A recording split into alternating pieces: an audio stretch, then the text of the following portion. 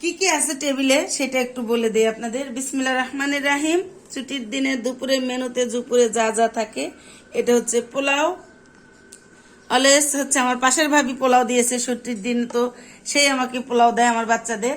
তারপর এটা হচ্ছে আমি একটা চিকেন দিয়ে আলু দিয়ে একটা মানে সালাতের মতো করে তৈরি করেছি ভেজে।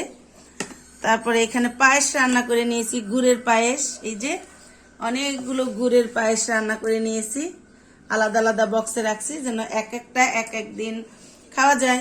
তারপরে এখানে কি এটাতে এটা না দেখাই, এটাতে এই যে ভর্তা বানাবো, এই একটা রেসিপি হবে। এটা আলু ভাজি, এটা হচ্ছে চিংড়ি মাছ বেটে নিয়েছি, এই মরিচও ইয়া করে নিয়েছি, আর এটা হচ্ছে পেঁয়াজ একসাথে মাখাবো ধনেপাতা দিয়ে।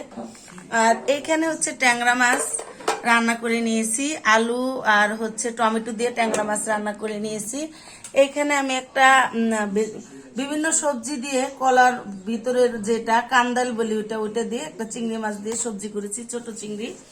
আর এইখানে হচ্ছে আমার প্রিয় বান্ধবী দিয়েছে, তো ওটাই ঝুড়িতে দিয়েছে, এভাবে ঢেকে রেখেছি। হচ্ছে ডিম, চিকেন আর হচ্ছে সালাদ দিয়েছে। আর এই যে আমার প্রিয় খাবার মূলা কেটে নিয়েছি শশা। আর এই যে ডাল, আমার অনেকদিন পর আজকে ডাল রান্না করেছি, ডালটা দেখতে কিন্তু খুবই ভালো লাগতেছে। সাথে তো ভাত আছেই, ভাত রান্না করে নিয়েছি। তো আজকে দুপুরের মেনু কেমন হয়েছে সবাই কমেন্ট বক্সে জানিয়ে যাবেন। ভালো থাকবেন, সবাইকে শুভ দুপুর। আল্লাহ হাফেজ, আল্লাহ হাফেজ, আল্লাহ হাফেজ, আসসালামু আলাইকুম।